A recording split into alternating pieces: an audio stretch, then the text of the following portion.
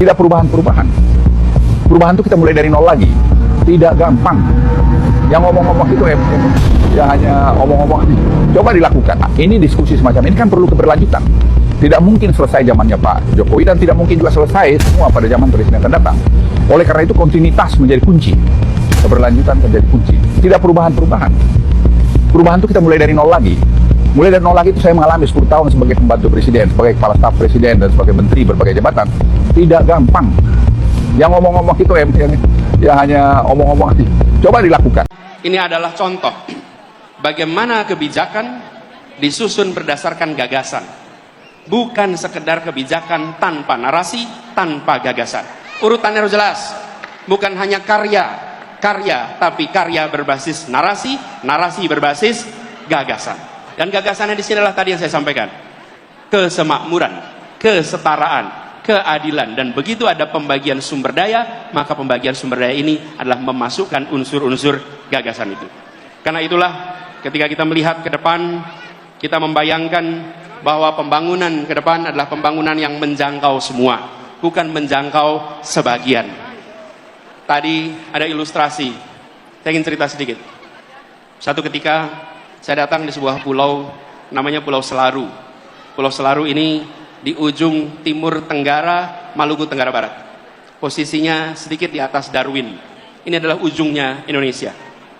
Saya datang ke pulau itu, lalu mereka memulai acara dengan berkumpul kira-kira 100 orang. Di tempat itu belum ada listrik. Belum ada listrik. Lalu mereka menyiapkan diesel untuk sound system. Dieselnya ditaruh kira-kira 20-30 meter dari lokasi acara supaya ramainya diesel tidak terdengar kita. Di tempat itu acara mau dimulai.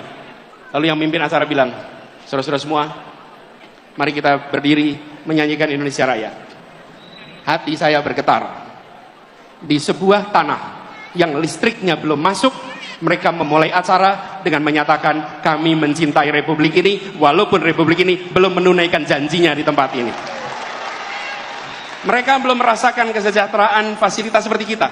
Yang mereka miliki masih terbatas, tapi mereka mengirim pesan pada tamu yang datang dari Jakarta. Pak Anies, bisa jadi kami belum punya listrik, bisa jadi kami belum sejahtera, tapi jangan pernah ragukan keindonesiaan dan kecintaan kami pada Indonesia.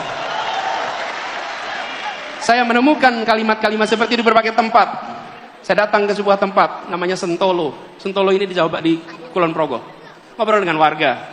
Di tempat itu ketika saya bicara, mereka cerita, Pak Anies, tempat ini sudah diukur akan dipakai untuk pembangunan jalan tol. Rumah saya akan kena. Lalu saya tanya, bagaimana Pak rumahnya kena? Oh nggak apa-apa Pak, biarkan tanah ini dipakai untuk pembangunan, karena ini adalah untuk kepentingan negara, ini untuk kepentingan masyarakat banyak.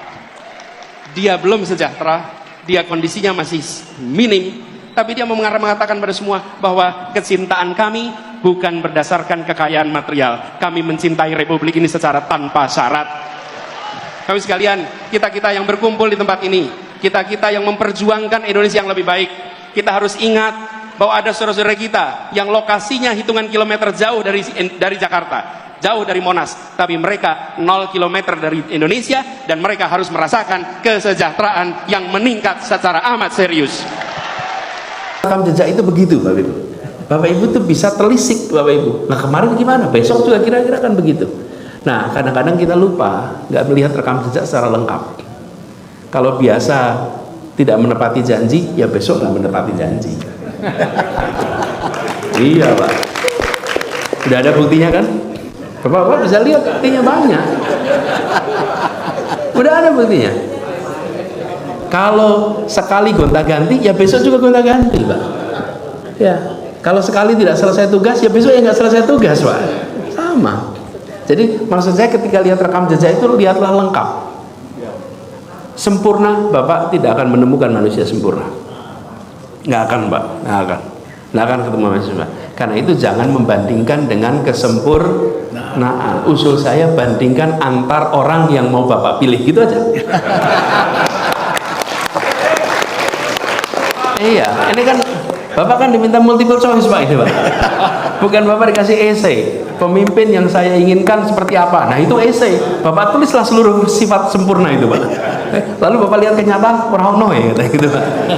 Tapi kalau Bapak lihat multiple choice, Bapak bandingkan aja rekam jejaknya. 1, 2, 3, bandingkan aja rekam jejaknya nih. Ini ngerjain apa, ini ngerjain apa. Seumur hidupnya ngapain? Bapak bandingin aja. Begitu dibandingkan nanti bawahnya ketemu persamaan itu. Ah, yang ini skornya sekian, habis itu Bapak bisa milih dengan enak. Itu namanya rational choice, Pak. Kira-kira gitu, Pak. Visi misi itu bukan tidak penting. Karena pemimpin tanpa mimpi itu bukan pemimpin. Pemimpin itu pasti punya mimpi. Tapi mimpi itu hanya kredibel kalau ditopang dengan rekam jejak. Kalau tidak nggak kredibel, Pak. Nggak kredibel. Kredibilitas itu ada pada rekam jejak, bukan pada keindahan mimpinya. Tapi pada rekam jejak. Tapi bahwa mimpi itu perlu. Tanpa kita punya mimpi, tanpa kita punya cita-cita, cuman jangan membandingkan mimpi. Lah mimpi kok dibandingkan? Jadi misi yang saya emban adalah ingin ikut kontribusi dalam menghadirkan keadilan sosial bagi seluruh rakyat Indonesia. Itu apa misinya. Jadi ketika saya bertugas di kampus Paramadina, itu kampusnya kampus swasta. Kampus swasta itu tidak punya kewajiban untuk mencari beasiswa, memberikan beasiswa. Tapi kami membuat program Paramadina Fellowship, memberikan beasiswa pada anak-anak dari seluruh Indonesia yang berprestasi untuk kuliah di Paramadina gratis, termasuk biaya hidup dari mulai semester 1 sampai lulus. Itu universitas swasta tidak punya kewajiban konstitusional. Kami keliling sana sini fundraising untuk membiayai anak-anak kuliah di kampus yang dibiayai semana anak yang latar belakangnya kelas sejahtera tapi berprestasi. Lalu kami buat program untuk tetangga kuliah dengan tidak bayar SPP. Mereka bisa kuliah Paramadina 0 rupiah. Itu memanfaatkan jadi seperti CSR dibentuknya. Ya, tapi kita nggak ngeluarin biaya.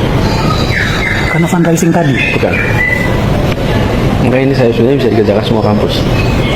Ini unit cost dari pengelolaan sekolah atau universitas itu seperti pengelolaan penerbangan.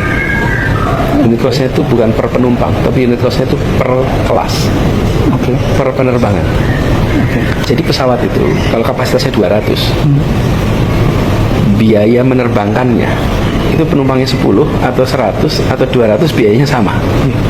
Jadi kalau sekarang yang beli tiket 100 terus ada 20 tiket dikasih gratis ke orang lain, ngurangi nambah biaya nggak? Enggak, sama aja. Sama aja. Nah sama kampus begitu. Jadi kita hitung berapa biayanya, kemudian berapa kursi yang tersisa. Nah kursi yang tersisa itu diisi oleh tetangga-tetangga kami yang masuk. Jadi kampusnya nggak ngeluarin duit. Tapi tetangga bisa sekolah, kan sama-sama untung. Kami menyekolahkan tetangga, sehingga tetangga juga merasa kami ini hadir membantu. Mereka yang tidak mampu kuliah bisa kuliah di tempat kami. Gak ada biaya tambahan. Kalau yang tadi fundraising kita, karena kita harus biaya hidup. Nah kali ini kan rumahnya tetangga sebelah, nggak perlu biaya hidup. Tinggal mereka nambah buku aja. Kalau beli buku dan alat tulis. Tapi kampusnya nggak perlu biaya. Terus ketika kami tugas di kementerian, program Indonesia Mengajar, Mas Angga ini salah satu pengajar muda, dulu bertugas di Tulang Bawang Barat, di Lampung. Seluruh Indonesia ada masalah ketimpangan pendidikan, ini ketimpangan ini, keadilan lagi. Ketika di Jakarta, kita bicara PBB berkeadilan, kemudian kenapa transportasi transportasi umum digalakkan? Ya karena bagi yang miskin transportasi umum itu bisa menyita sampai 30% pendapatan dia untuk transportasi. Jadi kebijakan-kebijakan itu disusun dengan spirit menghadirkan keadilan sosial. Taman. Taman itu adanya di daerah-daerah yang orang-orang udah mampu-mampu. Kenapa di kampung-kampung? Ayo dibangun taman di kampung-kampung supaya ada keadilan. Jadi kalau saya ditanya apa yang menjadi misi, misinya adalah ikut kontribusi dalam menghadirkan keadilan sosial bagi seluruh rakyat Indonesia. Halo teman-teman, jumpa bersama saya di Politik Dangi. Ini semakin keren teman. Kalau kita melihat ya kan bagaimana gebrakan Anies Baswedan ini nggak kaleng-kaleng teman. Tokoh yang sangat luar biasa ya. Kita lihat sajalah bagaimana kejeniusan Anies teman. Kalau kita melihat beliau itu yang mempunyai nama yang sangat besar ya. Perjalanan politik Anies tentu tidak mudah, teman-teman. Beliau pernah dipecat Pak Jokowi dari posisi sebagai Menteri Pendidikan, ya. Mentang-mentang Pak Anies nggak punya partai pada saat itu, ya. Dan apa yang terjadi, ya? Anies dipecat dan kemudian Anies dicalonkan Gerindra ya untuk maju sebagai Cagup di Jakarta 2017, teman-teman. Dan akhirnya kan menang. Itulah titik balik di mana Anies Baswedan kemudian semakin dikenal karena beliau menjadi gubernur Jakarta, gubernur ibu kota negara, teman-teman ya. Setelah itu selesai ya, Anies kemudian maju lagi sebagai Capres 2024. Sebenarnya 2019 ya, Anies itu bisa saja maju sebagai Capres, teman-teman. Karena elektabilitasnya tinggi pada saat itu ya. Namun Anies berpikir pada saat itu beliau belum menyelesaikan tugas sebagai gubernur ya kan. Tahun 2022 baru menjadi selesai menjadi gubernur. Dan yang sangat menarik juga bagaimana ya Anies kemudian yang menghormati ya dan mendukung Prabowo di 2019, teman-teman. Dan 2024 Anies baru bisa maju sebagai capres dan itu sangat luar biasa menurut saya.